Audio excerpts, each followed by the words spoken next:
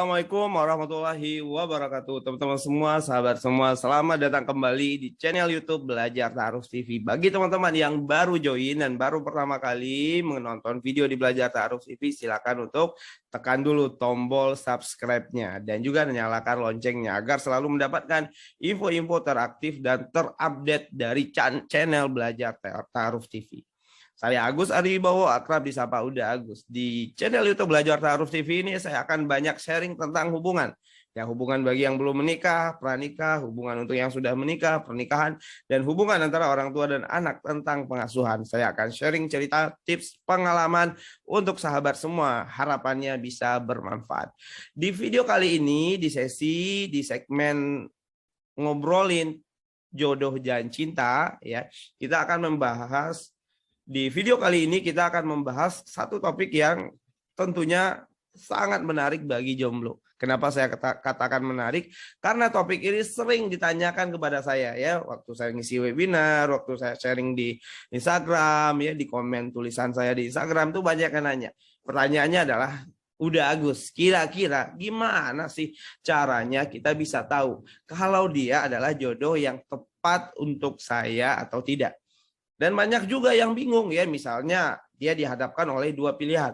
Ya, seorang wanita didekatin oleh dua cowok ya. Yang satu soleh, yang satunya lagi good looking gitu kan. Bingung ini mau pilih yang mana ya, atau mungkin seorang cowok ya yang ingin menikah dan dia punya banyak pilihan gitu kan.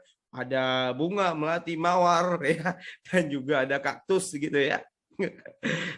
Ada 4 pilihan nih, pilihan nama. Gimana nih milihnya? Ya, atau mungkin di satu saat teman-teman punya pilihan sendiri, tapi di satu sisi orang tua juga mencalonkan. Nah, gimana caranya agar teman-teman bisa memilih, memutuskan ya kira-kira mana nih orang yang tepat untuk teman-teman. Nah, di video kali ini kita akan coba bahas ada 3 tanda ya kalau dia adalah orang yang tepat untukmu. Apa aja itu? Yang pertama adalah dia sesuai dengan kriteria jodohmu. Ya, jadi teman-teman semua, sahabat semua, penting banget ya untuk memiliki kriteria jodoh. Di video yang lain di channel YouTube ini saya juga udah pernah bahas tentang kriteria jodoh. Jadi bagi Anda yang masih jomblo ya dan Anda belum punya kriteria jodoh, maka saran saya bikinlah kriteria jodoh. Nah, kriteria jodoh yang terbaik itu adalah gabungan dari 2 kriteria yang udah dimusyawarahkan. Yaitu adalah kriteria Anda sendiri, harapan dari Anda, ya apa aja, seperti apa calonnya. Yang kedua adalah harapan dari orang tua Anda, kriteria dari orang tua. Ya, karena kita nggak bisa pungkiri ya, beberapa orang tua atau bahkan banyak malah orang tua yang juga punya kriteria jodoh harapan menantunya. Ya, jodoh harapan untuk anaknya ya. Misalnya ada orang tua yang pengen anaknya nikah sama yang satu suku dengannya. Ya, jadi kalau misalnya dia sukunya Sunda, pengennya juga menantunya Sunda ya. Kalau dia Jawa pengennya juga sukunya Jawa ya. Ini nggak bisa diganggu gugat nih, harga mati misalnya. Maka ini perlu untuk Anda obrolin sama orang tua. Atau misalnya ya melalui status pendidikan misalnya ya, ada beberapa orang tua yang pengen anaknya ya nikah dengan laki-laki yang minimal S1 ya, yang minimal PNS gitu ya. Nah, ini perlu untuk Anda obrolin dengan orang tua. Ya, karena banyak kejadian ya di mana ya antara anak dan orang tua konflik nih menjelang pernikahan.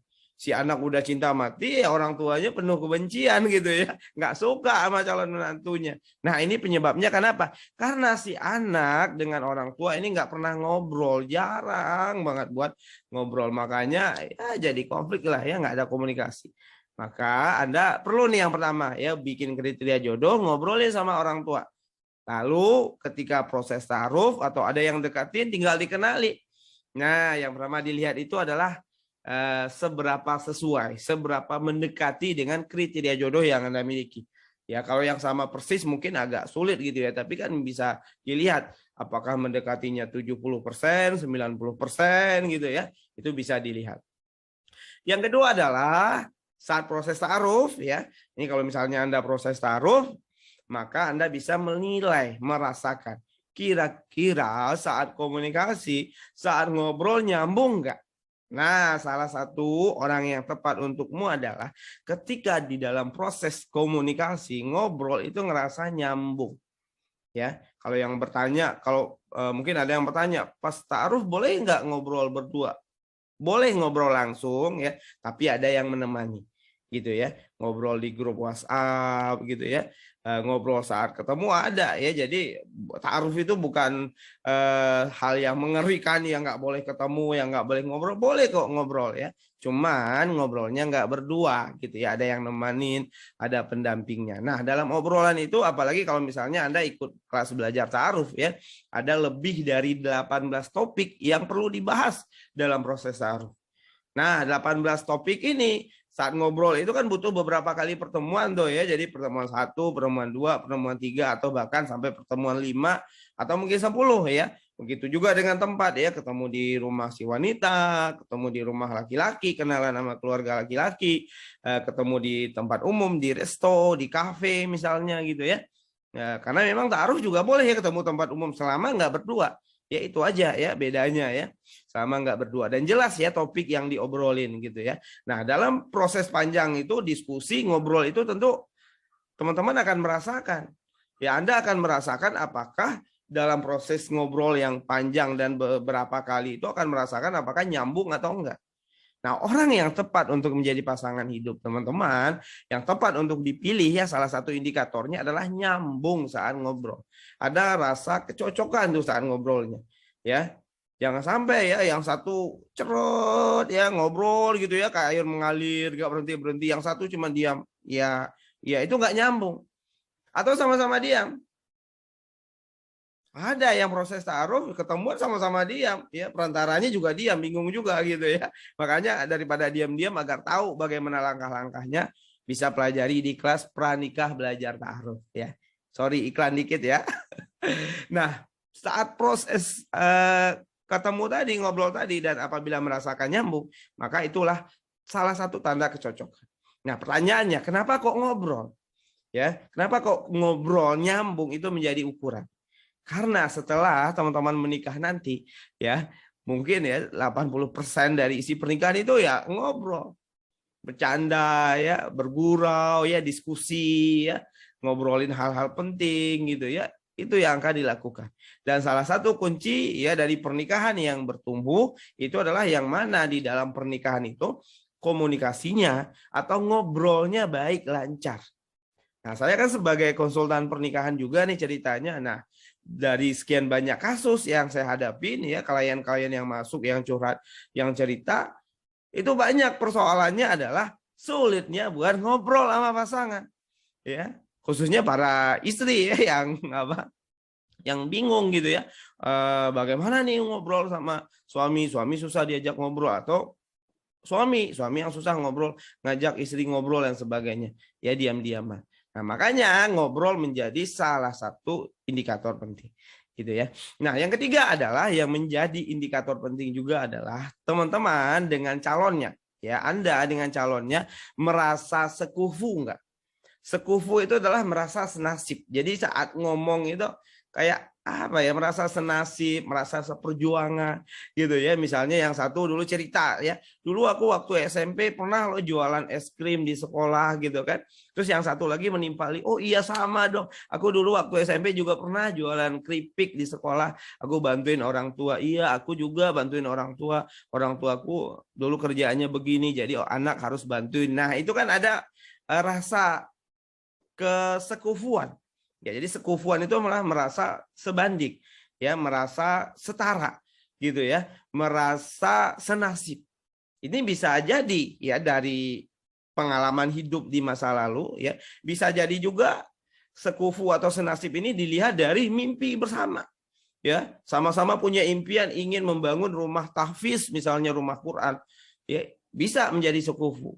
Sama-sama punya kegelisahan yang sama, sama-sama punya harapan yang sama, sama-sama punya cita-cita yang sama. Nah, ini bisa ditemukan di dalam proses ta'aruf ya, melalui ngobrol tadi ya, poin kedua. Ya, jadi kalau misalnya ngobrolnya nyambung, ngobrolnya baik, insya Allah tuh akan bisa dengan mudah ngerasa senasibnya atau sekufunya, menemukan kliknya itu.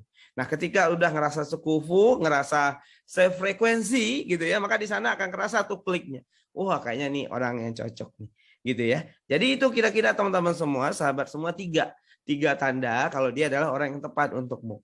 Ya, kita ulang ya. Yang pertama adalah yang sesuai dengan kriteria jodohmu, yang mendekati kriteria jodoh.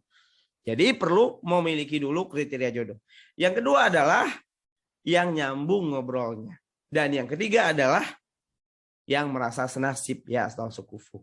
Nah, gimana tuh? Ya ini pertanyaan lagi nih ya. Gimana tuh bisa menggali, menemukan ya yang 3 hal tadi? Ya bisa melalui proses ta'aruf ya atau perkenalan. Jadi bagi Anda yang memilih jalan ta'aruf untuk menikahnya, ini bisa digali melalui proses ta'aruf.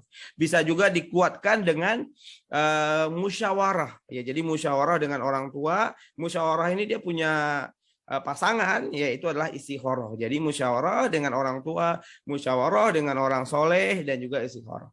Nah, jadi begitu teman-teman semua. Ya, mudah-mudahan setelah nonton video ini jadi nggak bingung lagi nih. Jadi udah tahu kira-kira apa nih yang perlu dilakukan ketika ingin memutuskan menikah dengan seseorang. Jadi udah tahu ya kira-kira apa aja yang menjadi indikator kalau dia adalah orang yang cocok untukmu. Nah, insya Allah ini video sangat bermanfaat ya. Jadi teman-teman semua jangan lupa untuk di like ya, komen dan di share ke teman-temannya. Semoga ini menjadi kebaikan untuk kita semua. Dan kalau kamu punya ide, punya kegelisahan, punya pertanyaan ya, dan punya harapan ada topik yang ingin dibahas, silakan tulis di kolom komentar. Ya, sekian dari saya. Terima kasih. Assalamualaikum warahmatullahi wabarakatuh.